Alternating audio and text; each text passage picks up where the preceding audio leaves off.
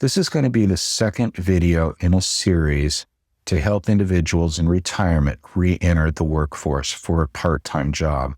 The first video that I did was all about interviewing, and if you missed that video, I have a link to it in the upper right-hand corner. Make sure that you check that one out. But today I want to talk about the resume. So I believe that for the most part, individuals that are looking to go back into the workforce, they're looking for a part-time job. They are not going back to become a program manager or financial analyst. They're done with that. They just need to fill that gap between inflation and, let's say, the cost of living adjustment on your Social Security, because that's a little bit lower than the rate of inflation going on. And you just might need that job to make some ends meet. Some others may just want a job just to get out of the house, and that's a great thing. But for the most part, I'm going to assume that individuals watching this video are looking at going out and getting a part-time job. If you are looking to get a full-time job, I do have a host of videos on this channel. Prior to 2025, when I transitioned this channel over into Embracing Retirement, this channel was all about career coaching, and I had a lot of career-related videos on resumes, LinkedIn, interviewing, job search strategies. And if you don't have a resume, I have a video on just how to even create a resume out there. Definitely check that out. But I'm going to assume that you already have a resume. And this is really the reason why that I did the interviewing video first, because I think that was a little bit more important. But I'm going to assume that you have a resume right now and that we just need to finesse it. We need to essentially answer that question, why is there a gap in employment? Because if you send out your resume to, or let's say you're going to the mall, or you want to go interview at the hotel down the street as a front desk manager or something like this, you're going to go in, you go ahead and hand the resume. It's probably not going to go directly to the hiring manager. They may not be in, they may be in the back room. You're going to hand it to a clerk there, or you're going to, even more so, you might be sending it in to an email address.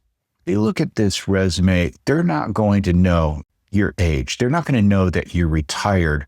And if you have that gap there, it's the first thing they're going to be wondering about. Was this person in jail and they're in prison or something like that? So we need to answer that right off the bat.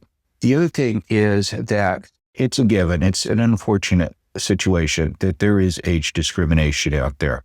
And there are some resources that can help you. In fact, I've talked about this. There is a list of companies that are committed to hiring individuals over the age of 50. And they're on AARP, and I'll put a link to that in the notes section below. It's essentially something that they have made a pledge on hiring older workers. But with that said, there's still going to be some age discrimination out there, and there's not going to be any way to get around it at this point. But what we're going to do is we're going to address that elephant in the room right off the bat. But there's a couple of things that I do want to talk about the resume in general. These are two things that could hurt you, even though we're going to talk about you going from retirement back into the workforce. And I'll share a few examples on how to do this. We first also need to show that, okay, you're not as old as what that hiring manager may think. And what we need to do is we need to just scan that resume for what I would say outdated technology. And this was something that I also did with my clients, is individuals that were in their mid-50s or something like that. And I was like, okay, they have something like COBOL programming or CRT or VGA or these technologies out there, older software programs and stuff. They're not going to help you. All they're doing is just hurting you with these archaic technology terms out there. So you do need to scan your resume for that. And another thing too is if you have an AOL email address or a Yahoo or a Hotmail, get a Gmail email address. I look at somebody with an AOL email address, and I can immediately, and not only you say, okay, this is going to be an older person, this person probably doesn't even care about technology, and that could really work against you. So you do need to really address those elephants in the room that I would say. You don't want your resume to be more than a page and a half. And remember, you only need to go back 10 years, absolutely no more than 15 on a resume. So again, you're looking at a part-time job, and this is something I want you to understand, whether you were sending this resume in and it's going to be read by an office manager or a vice president of product development. Both of them are going to spend about the same amount of time on the resume, and all they're going to do is scan it. They're going to only spend about 6 or 7 seconds on the resume. And research has shown with the hot spots are on the resume is pretty much along the top of the resume. They'll scan the rest of the body, they flip the page, and they don't actually scan from the top down. They actually scan from the bottom up. This is just research on the eye movement of the individuals that read these resumes. Keep that in mind. And what we want to do is we want to really put all of our efforts into what I would say the professional summary, which is the top part of the resume. So let's just say, for example, you were looking for a job, warm, people-focused approach. It could be a job that could be maybe in retail sales, or it could be a greeter or a customer welcome associate. Could be a front desk attendant at a gym or community center, senior living. Could be a hotel front desk or lobby host, museum or attraction, guest services. Be at the library, could be a brand ambassador at a in-store product guide. This will work as a great professional summary for those kind of positions. Experienced professional returning to the workforce after retirement, bringing strong communication skills, reliability, and a positive attitude.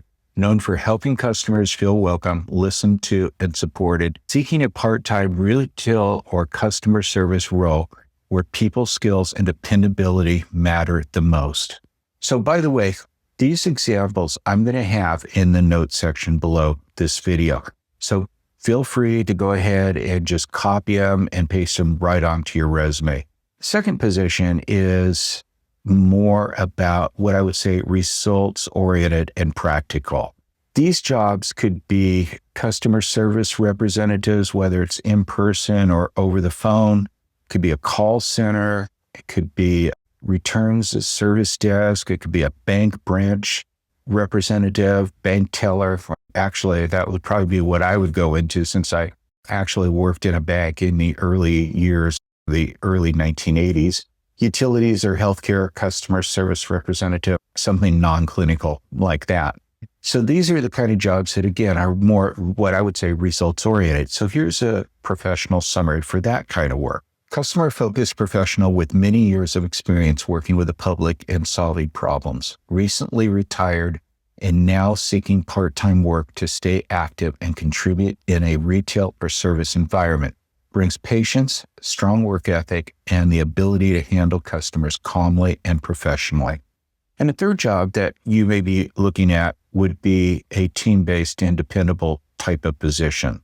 So those kind of jobs, a cashier, grocery or pharmacy, big box retail, could be a retail stock or floor associate, warehouse, receiving clerk, could be a school, hospital, or office receptionist. Can be even a staff or usher at the movies, facilities, front desk or security desk, which would be non-armed, and maybe part-time administrative support. And here is a professional summary for these kind of roles. Dependable and service-driven professional returning to work after a planned retirement, brings a strong history of teamwork, clear communication, and showing up on time every time. Looking for a part-time customer service or retail role, which reliability, courtesy, and common sense are valued. So there you go. There are 3 different professional summaries that you can use on your resume that is going to explain your gap in your employment history. Remember, you don't need to go back more than 10 years, definitely no more than 15 on a resume. You want to make sure that you clean up outdated technology, get a current email address if you don't have one already. And from there, I'm going to wish you the best of luck.